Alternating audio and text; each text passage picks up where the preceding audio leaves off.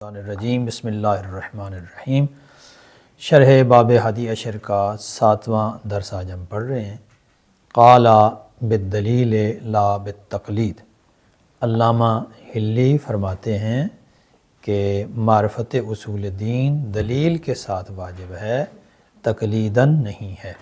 اس عبارت کا تعلق مصنف کی پچھلی عبارت سے ہے جو اس باب کو شروع کرتے ہوئے علامہ حلی نے یہ کہا تھا نا کہ فیما یجب علی عامۃ المکلفین من معرفت اصول الدین۔ اس جملے میں، اس عبارت میں جو یجب کا لفظ آیا تھا نا، یجب فعل آیا تھا، اس فعل کے ساتھ اس بالدلیل کا تعلق ہو رہا ہے، جار و مجرور مل کے متعلق ہو رہے ہیں۔ تو فرمایا کہ قال بالدلیل لا بالتقلید، معرفت اصول دین دلیل کے ساتھ واجب ہے، تقلیداً نہیں۔ اور آگے چل کر بتائیں گے کہ لا یجوز معرفت اللہ بالتقلید، تقلید کے ساتھ اصلاً سرے سے جائز ہی نہیں ہے۔ نہ صرف یہ کہ واجب ہے دلیل لے کر آنا، تقلیدی معرفت جائز ہی نہیں ہے۔ اچھا، اس کی تشریح سے پہلے لغوی معنی بیان کرتے ہیں دلیل کا۔ شارح محترم بیان کرتے ہیں کہ دلیل کسے کہتے ہیں۔ فرمایا کہ دلیل کا لغوی معنی ہے مرشد، مرشد یعنی رہنمائی کرنے والا۔ منطق میں جس کو آپ نے دال پڑھا تھا، دال ایک ہوتا ہے دال اور ایک ہے مدلول اور ایک ہے دلالت۔ یہ دال وہی دلیل ہی ہے۔ اس کا اصطلاحی معنی بھی اس سے ملتا جلتا ہے کہ جس چیز کے علم سے دوسری چیز کا علم حاصل ہو جائے اسے ہم دلیل کہتے ہیں۔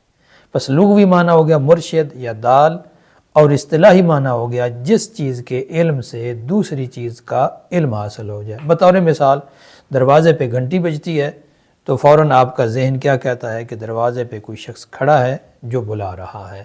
آواز کے علم سے اس شخص کی طرف ذہن کا منتقل ہونا اسے دلالت کہتے ہیں، اور جو کچھ حاصل ہوا اسے علم کہتے ہیں۔ اور یہ دلیل ہے جس نے ادھر ذہن کو منتقل کیا ہے۔ یا ریل کی سیٹی کی آواز دور سے آ رہی ہوتی ہے تو بندہ سمجھ جاتا ہے کہ ریل آ رہی ہے۔ یا موبائل کی جب گھنٹی بجتی ہے، بیل بجتی ہے، تو بندہ سمجھ جاتا ہے کہ کوئی شخص ہے جو کال کر رہا ہے۔ وہ آواز سے کال والے کی طرف منتقل ہونا، یہ آواز ہے نا، گھنٹی کی آواز ہے جس نے ذہن کو ادھر منتقل کیا ہے۔ اب یوں کہہ سکتے ہیں کہ یہ گھنٹی کی آواز دلیل ہے اس مدلول تک پہنچانے کے لیے۔ یہ تو ہو گیا لغوی اور اصطلاحی معنی۔ تقلید کا معنی مصنف آگے چل کر بیان کریں گے۔ تقلید کا معنی ہے قبول و قول الغیر من غیر دلیل، کسی کی بات بغیر دلیل کے مان لینا، یہ ہوتا ہے تقلید۔ اب شارح فرماتے ہیں کہ آپ یاد رکھیں کہ معرفت تقلیدی نہیں ہے۔ معرفت سے مراد یہاں ہر قسم کی معرفت نہیں ہے، بلکہ اصول دین کی معرفت ہے، یعنی خدا کی معرفت، اس کی صفات کی معرفت، رسول کی اور رسالت کی معرفت، امامت کی اور قیامت وغیرہ کی معرفت، جو اصول دین میں چیزیں آتی ہیں۔ تو فرمایا شارح نے کہ معرفت تقلیدی نہیں ہے، اور اس کے لیے شارح نے یہ استدلال کیا ہے کہ چونکہ معرفت بدیہی نہیں ہے اس لیے اس کو دلیل سے حاصل کرنا ضروری ہے۔ اب اس کی بھی پھر وضاحت خود شارح نے کی ہے کہ معرفت جو ہے وہ بدیہی کیوں نہیں ہے، کیونکہ شارح کے نزدیک بدیہی یا ضروری وہ چیز ہوتی ہے جس میں نمبر ایک اہل عقل کا کوئی اختلاف نہ ہو، عقلاء کا اختلاف نہ ہو، اسے شارح کہتے ہیں یہ بدیہی ہے۔ دوسری چیز جو معمولی عقلی توجہ سے حاصل ہو جائے، تھوڑی سی عقلی توجہ، وہ انتباہ نفس کے جو آپ نے اسباب منطق میں پڑھے ہیں، ان کے ذریعے سے جو حاصل ہو جائے اسے بدیہی کہتے ہیں۔ اور تیسرا پوائنٹ یا تیسری چیز یہ کہہ لیں کہ جو حواس کے ذریعے سے، جس کو ہم دیکھ سکتے ہیں، جس کو ہم سن سکتے ہیں، چھو سکتے ہیں، چکھ سکتے ہیں، حواس خمسہ کے ذریعے سے جس کا علم حاصل ہو جائے وہ بھی بدیہی ہوتا ہے۔ تو آپ یوں کہہ سکتے ہیں کہ یہ اسباب توجہ نفس کی مدد سے جس کا علم حاصل ہو جائے وہ بدیہی ہے۔ اور وہ علم وہاں آپ نے پڑھے تھے کہ 5 ہیں، انتباہ ہے، سلامت ذہن ہے، سلامت حواس ہے، فقدان شبہ ہے، اور عملیہ غیر عقلیہ۔ اچھا، پھر چونکہ انہوں نے مثالیں دی ہیں بدیہیات کی، ان مثالوں کو سمجھنے کے لیے میں یہ واضح کر دوں کہ بدیہیات کی بھی مختلف اقسام ہیں۔ بدیہیات میں سے کچھ اولیات کہلاتی ہیں، کچھ فطریات کہلاتی ہیں، کچھ حدثیات یا وجدانیات ہوتی ہیں، کچھ مشاہدات ہوتی ہیں۔ بعض علماء منطق نے تجربیات کو بھی اسی بدیہیات میں شمار کیا ہے، اور بلکہ متواترات کو بھی۔ تجربیات تو یقیناً ہیں ہی، بدیہیات میں متواترات کو بھی شامل کیا ہے۔ مثالیں مثلا یہ کہنا کہ 2 کا نصف 1 ہے، 2 کا نصف 1 ہے، یہ بدیہی چیز ہے۔ یہ مثال اولیات کی ہے، اولیات کی تشریح آپ منطق میں پڑھ چکے ہیں۔ اسی طرح آگ گرم ہے اور سورج روشن ہے، یہ بھی انہوں نے مثال پیش کی ہے بدیہی کی، لیکن یہ کیا ہے؟ حسی مشاہدات کی مثال ہے۔ یہ بدیہیات کی وہ قسم ہے جس کو ہم مشاہدات کہتے ہیں۔ تیسری جو مثال انہوں نے دی ہے وہ ہے خوف و غضب کی، کہ ہمیں علم ہے کہ ہمارے اندر خوف کا جذبہ ہے، غصے کا جذبہ ہے، یا ہمیں اپنی قوت کا احساس ہو جاتا ہے، یا ضعف یا کمزوری کسی وقت ہو تو ہمیں اپنی کمزوری کا بھی احساس ہو جاتا ہے۔ یہ احساس کیسے ہوتا ہے؟ یہ ہمیں اپنے وجدان کے ذریعے سے احساس ہوتا ہے۔ اس کے لیے ہمیں حواس کی ضرورت نہیں ہوتی، اس کے لیے وجدان کی ضرورت ہوتی ہے۔ انہیں حدثیات بھی کہا جاتا ہے، وجدانیات بھی کہا جاتا ہے۔ اب یہ تو بات ہو گئی کہ مثالیں ہو گئی بدیہیات وغیرہ کی۔ اب مصنف یا شارح کہہ لیں بہتر الفاظ میں کہ شارح نے معرفت دینی کے بدیہی نہ ہونے کے لیے 3 دلیلیں پیش کی ہیں۔ فرمایا کہ معرفت دینی بدیہی نہیں ہے۔ کیوں؟ 3 دلیلیں ہیں اس کی۔ پہلی دلیل یہ ہے کہ چونکہ معرفت دینی میں اختلاف واقع ہوا ہے۔ خدا کے بارے میں آپ دیکھیں، ہر مذہب نے اپنا نظریہ دیا ہے، کوئی اس کو کچھ صفات سے موصوف کرتا ہے، کچھ اور صفات سے موصوف کرتا ہے۔ کچھ لوگوں نے تو کچھ مذاہب ایسے بھی ہیں جو اس کے لیے جسم و جسمانیات کے قائل ہیں، کچھ جو ہیں وہ کہتے ہیں کہ نہیں، ماورائے جسمانیات ہے۔ تو یہ اختلاف واقع ہوا۔ اختلاف واقع ہونے کا مطلب یہ ہے کہ یہ بدیہی نہیں ہے، پہلی بات۔ دوسری بات کہ یہ معرفت صرف عقلی توجہ سے حاصل نہیں ہوتی، صرف آپ کا ذہن بیدار ہو، سالم ہو ذہن، اور حواس وغیرہ سالم ہوں تو اس کا یہ مطلب نہیں ہے کہ آپ کو اصول دین سارے ان کا سب کا علم حاصل ہو جائے گا، ایسا ممکن نہیں ہے۔ تو چونکہ صرف عقلی توجہ سے حاصل نہیں ہوتی، لہٰذا ہم اس کو بدیہی نہیں کہہ سکتے۔ اور تیسری چیز کہ یہ معرفت حسی بھی نہیں ہے، خدا کو ہم حواس سے نہیں ادراک کر سکتے، رسول کی رسالت کو، رسول کو دیکھ سکتے ہیں کیونکہ رسول تو ایک شخص ہے نا، لیکن اس کی رسالت کا ادراک حواس سے ممکن نہیں ہے، وہ عقل کے ذریعے سے ہوتا ہے۔ اسی طرح باقی چیزیں، امامت ہے، اصول دین ہے، قیامت ہے۔ تو چونکہ اصول دین کی معرفت حسی نہیں ہے، لہٰذا یہ بدیہی نہیں ہے۔ ان تینوں دلیلوں سے یہ ثابت ہوا کہ معرفت کے لیے استدلال ضروری ہے، چونکہ بدیہی نہیں ہے۔ تو جب بدیہی نہیں ہے تو پیچھے نظری ہی رہ جاتی ہے، کیونکہ علم کی بنیادی طور پر 2 ہی قسمیں ہیں، تیسری کوئی قسم نہیں ہو سکتی کہ علم یا بدیہی ہے یا نظری ہے۔ وہ کیسے؟ کہتے ہیں یہ تقسیم ثنائی ہے۔ ثنائی تقسیم وہ ہوتی ہے، منطق میں آپ پڑھ رہے ہیں، کہ جو 2 پر مبنی ہوتی ہے، کہ یا یوں ہے یا نہیں ہے۔ یہ تقسیم کیسے ہوگی؟ کہ کسی چیز کے علم یا تصور کے لیے غور و فکر کی ضرورت ہے یا نہیں ہے۔ 2 ہی صورتیں ہو سکتی ہیں، تیسری کوئی صورت نہیں۔ غور و فکر کی ضرورت ہے تو اسے نظری یا کسبی کہتے ہیں، اور غور و فکر کی ضرورت نہ ہو تو اسے بدیہی کہتے ہیں۔ اور چونکہ ہم اوپر ثابت کر آئے ہیں کہ یہ بدیہی نہیں ہے، تو پھر پیچھے رہ جاتا ہے کہ یہ نظری ہے۔ جب نظری ہے تو پھر اس کے لیے دلیل لے کر آنا واجب ہے، یعنی استدلال کیا ہو گیا؟ واجب ہو گیا۔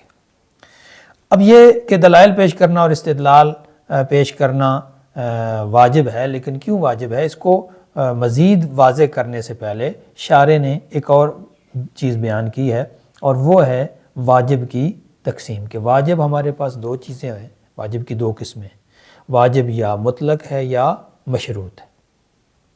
پہلے ہم مشروط کو بیان کر دیں۔ مشروط کون سا واجب ہوتا ہے؟ مشروط اس واجب کو کہتے ہیں جو کسی شرط کے ساتھ مشروط ہوتا ہے۔ جیسے حج واجب ہے، لیکن حج کب واجب ہے؟ جب انسان مستطیع ہو جائے۔ اگر اس کے پاس استطاعت جسمانی یعنی استطاعت بدنی اور استطاعت مالی ہے تو وہ حج اس پر واجب ہوگا، اگر نہیں ہے تو حج اس پر واجب ہی نہیں ہے۔ اس کو کہتے ہیں واجب مشروط۔ اور واجب مطلق کیا ہوتا ہے؟ کہ جو ہر صورت میں واجب ہے، جیسے نماز پڑھنا ہر صورت میں واجب ہے، اس کے لیے یہ مشروط نہیں ہے، یہ ہر صورت میں واجب ہے۔ اب شارح نے استدلال یہ کیا ہے کہ جو چیز واجب مطلق ہو، اس واجب مطلق کو حاصل کرنے کے لیے جو چیز ضروری ہو، اس کو حاصل کرنا بھی واجب ہو جاتا ہے، یعنی دوسرے لفظوں میں وہ بھی شرعی طور پر واجب ہو جاتی ہے، جس کو آپ اصول فقہ میں مقدمۃ الواجب کے عنوان سے پڑھتے ہیں۔ جیسے نماز کے لیے مقدمہ کیا ہے؟ وضو ہے۔ وضو کیوں واجب ہے؟ اس لیے کہ وضو کے ذریعے سے نماز پڑھی جا سکے۔ اب نماز مشروط نہیں ہے وضو کے ساتھ، وضو کی شرائط آپ نے خود حاصل کرنی ہے۔ یہ نہیں کہ وضو کی شرائط حاصل ہوئیں گی تو تب آپ جا کر نماز پڑھیں گے، نہیں، ایسا نہیں ہے، وضو کے اسباب آپ نے خود فراہم کرنے۔ یہی صورتحال ہے، فرماتے ہیں کہ جو معرفت ہے اصول دین کی، اصول دین کی معرفت بھی ہمارے لیے کیا ہے؟ واجب مطلق ہے۔ میں نے پہلے عرض کیا کہ یہ بہت سارے مقامات پر شارح نے اصول فقہ کی اصطلاحات استعمال کی ہیں۔ شاید انہوں نے اعتماد کیا ہے کہ چونکہ اس مرحلے تک آتے آتے طلاب کم از کم ایک آدھ کتاب اصول فقہ کی پڑھ چکے ہوتے ہیں، اس لیے انہوں نے یہ اصطلاحیں بیچ میں استعمال کر لی ہیں۔ تو یہاں وہ کہتے ہیں کہ چونکہ معرفت اصول دین کی واجب مطلق ہے اور اس واجب مطلق کا حصول غور و فکر اور دلائل کے بغیر ممکن نہیں، لہذا دلائل پیش کرنا یا دلائل حاصل کرنا یا استدلال کرنا بھی واجب ہو جاتا ہے۔ کیوں؟ اس لیے کہ اگر دلائل کو واجب قرار نہ دیا جائے، استدلال کو اور غور و فکر کو واجب قرار نہ دیا جائے تو پھر دو ہی صورتیں ہیں، یا تو واجب مطلق واجب رہے گا لیکن دلیل کو حاصل کرنا واجب نہیں ہوگا، تو اس صورت میں کیا ہو جائے گا؟ تکلیف ما لا یطاق لازم آئے گی کہ آپ دلیل تو حاصل نہیں کر رہے لیکن معرفت پھر بھی بہرحال آپ کے لیے ضروری ہے۔ اس کو کہتے ہیں تکلیف ما لا یطاق، یعنی ایسی تکلیف، ایسا حکم جس کو بجا لانا انسان کی طاقت سے باہر ہو، اور یہ بات درست نہیں ہے، شریعت میں تکلیف ما لا یطاق نہیں ہوتی۔ دوسری صورت یہ کہ کہیں کہ واجب مطلق کا وجوب بھی ختم ہو جائے، تو یہ تو خلاف فرض ہے۔ تو اس کا مطلب یہ ہوا کہ واجب مطلق اگر ہے، یعنی معرفت اگر واجب مطلق ہے تو پھر اس کا جو مقدمہ ہے یعنی دلیل کے ساتھ اس کو حاصل کرنا، پھر وہ بھی واجب ہو جائے گی۔ یا یوں آپ کہہ لیں کہ چونکہ معرفت دینی واجب مطلق ہے اور معرفت کا حصول استدلال اور غور و فکر پر موقوف ہے، لہذا استدلال کرنا اور دلیل لانا بھی واجب ہو جائے گا، اور یہی ہمارا مقصود تھا۔ ابھی ہم آتے ہیں عبارت کی طرف۔ قال بالدلیل لا بالتقلید، قال یعنی قال العلامۃ الحلی، علامہ حلی نے یہ کہا کہ بالدلیل، یہ بالدلیل میں نے پہلے آپ کو بتایا کہ جار و مجرور مل کے متعلق ہو رہے ہیں یجب ہو کے، جو پیچھے آیا ہی کتاب کے لحاظ سے 2 صفحے پیچھے، فیما یجب علامۃ المکلفین جب مصنف نے کہا تھا۔ فرمایا قال بالدلیل لا بالتقلید، معرفت اصول دین واجب ہے تو دلیل کے ساتھ واجب ہے، تقلیدی معرفت نہیں ہے۔ اقول شارح فرماتے ہیں الدلیل لغتاً هو المرشد والدال، لغت میں دلیل کہتے ہیں مرشد کو یعنی رہنمائی کرنے والی چیز کو، والدال کو یا دلالت کرنے والی چیز کو کیا کہتے ہیں؟ دلیل کہتے ہیں لغت میں۔ واصطلاحاً هو ما يلزم من العلم به العلم بشيء آخر، اصطلاح میں دلیل کہتے ہیں اس چیز کو جس کے علم سے کسی دوسری شے کا علم حاصل ہو جائے۔ ولما وجبت المعرفت وجب ان تكون بالنظر والاستدلال، چونکہ معرفت واجب ہے تو یاد رہے کہ اس کا وجوب نظر و استدلال کے ساتھ واجب ہے، یعنی دلیل لے کر آنا اور دلیل کے ساتھ اصول دین کا جاننا واجب ہے، بغیر دلیل کے نہیں۔ لأنها لیست ضروریتا، چونکہ ضروری نہیں ہے، یعنی بدیہی نہیں ہے، یہ ضروری بمعنی بدیہی ہے کہ چونکہ معرفت بدیہی نہیں ہے لہٰذا ہمارے پاس ایک ہی راستہ بچا ہے کہ ہم اس کو استدلال کے ساتھ حاصل کریں، جیسا کہ میں نے عرض کیا کہ وجہ یہ ہے کہ ہمارے پاس علم کی 2 ہی قسمیں ہیں، بدیہی اور نظری۔ جب بدیہی نہیں ہے تو پھر کیا ہے؟ نظری ہے۔ لأن المعلوم ضرورتاً هو الذی لا یختلف فیہ العقلاء، اب بدیہی کی وضاحت کرتے ہیں۔ بدیہی یا ضروری وہ معلوم ہوتا ہے کہ جس میں عقلاء کا اختلاف نہیں ہوتا، یہ پہلا پوائنٹ۔ بل یحصل العلم بادنی سبب من توجہ العقل الیہ، دوسرا پوائنٹ یہ کہ اس کا علم معمولی عقلی توجہ سے بھی حاصل ہو جائے، یا یوں کہہ لیں اسباب توجہ نفس کے ذریعے سے جس چیز کا علم حاصل ہو جائے۔ والاحساس بھی تیسرا پوائنٹ آپ یوں قرار دیں، یہ آسانی کے لیے میں پوائنٹ بن رہا ہوں ورنہ یہ ساری چیزیں ایک دوسرے کے اندر داخل ہیں، تداخل ہے ان کے اندر۔ والاحساس بھی تیسرا پوائنٹ یہ کہ حواس کے ذریعے سے جس کا علم حاصل ہو وہ بدیہی ہوتی ہے۔ مثالیں کل حکم بان الواحد نصف الاثنین، یہ حکم لگانا کہ واحد 2 کا نصف ہے، یہ اولیات کی مثال ہے۔ وان النار حارۃ، آگ گرم ہے، والشمس مضیۃ، اور سورج روشن ہے۔ یہ دونوں مثالیں کس کی ہیں؟ مشاہدات کی یا حسیات کی۔ وَأَنَّ لَنَا خَوْفًا وَغَضَبًا وَقُوَّةً وَضَعْفًا وغیر ذالک، اور یہ کہ ہم خود احساس کرتے ہیں کہ ہمارے اندر خوف کا جذبہ بھی ہے، غضب یعنی غصے کا جذبہ بھی ہے، یا قوت اور ضعف کا احساس بھی ہمارے اندر پایا جاتا ہے، یا غیر ذالک اس کے علاوہ چیزیں۔ یہ مثالیں کس کی ہیں؟ وجدانیات یا حدثیات کی۔ پھر فرماتے ہیں والمعرفۃ لیست کذالک لوقوع الاختلاف فیہ، یاد رہے کہ معرفت ایسے نہیں ہے، کیسے نہیں ہے؟ یعنی بدیہی نہیں ہے، ان چیزوں کی طرح نہیں ہے جن کی مثالیں ہم پیچھے دے آئے ہیں۔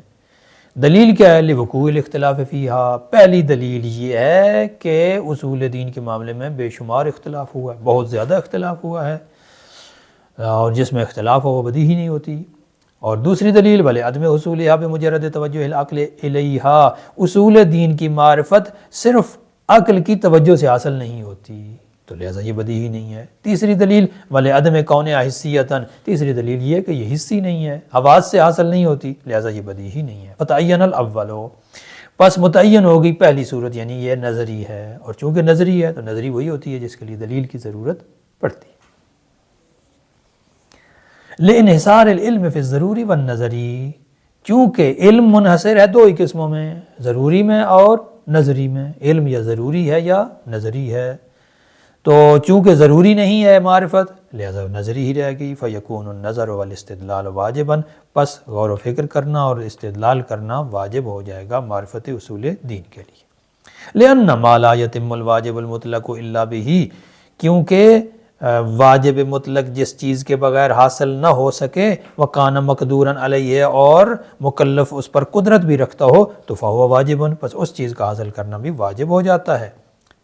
لأنه اذا لم يجب ما يتوقف علیہ الواجب المطلق، اس لیے کہ اگر اس چیز کو واجب قرار نہ دیا جائے جس پر واجب مطلق موقوف ہے، تو پھر دو ہی صورتیں پیش آئیں گی۔ فإما يبقى الواجب على وجوبه أو لا، دو صورتیں کون سی ہیں؟ کہ وہ جو مقدمہ ہے جس پر واجب مطلق موقوف ہے وہ تو واجب نہیں ہے، لیکن واجب مطلق اپنے وجوب پر باقی ہے، ایک صورت، اولا دوسری صورت کے واجب مطلق اپنے وجوب سے ہی ختم ہو گیا۔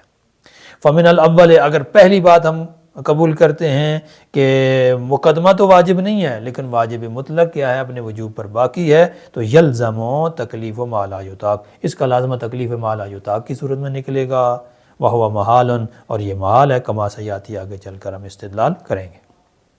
ومن الثانی، اگر دوسری صورت قبول کریں کہ واجب مطلق کا وجوب ہی ختم کر دیا جائے، تو یلزم خروج الواجب المطلقا کونی واجبا مطلقا، تو اس کا لازمہ یہ ہوگا کہ واجب مطلق اپنے واجب مطلق ہونے والی خاصیت سے خارج ہو جائے، تبدیل ہو جائے۔ وہو محال، یہ ممکن نہیں ہے کہ یا تو واجب ہے یا نہیں ہے، یہی صحیح صورت ہو سکتی ہے نا۔ تو ایک طرف اگر ہم اس کو کہیں کہ یہ واجب ہے بھی اور پھر اس کے وجوب مطلق سے بھی انکار کر دیں، تو یہ تو درست بات نہیں ہے نا، یہ تو غیر عقلی بات ہو جائے گی۔ لہٰذا ثابت یہ ہوا کہ معرفت اصول دین واجب ہے، اس لیے کہ معرفت خود واجب ہے، چونکہ معرفت واجب ہے، اور اس معرفت کا حصول صرف اور صرف دلیل کے ذریعے سے ممکن ہے، لہذا دلیل کا حصول بھی واجب ہو گیا۔ والسلام۔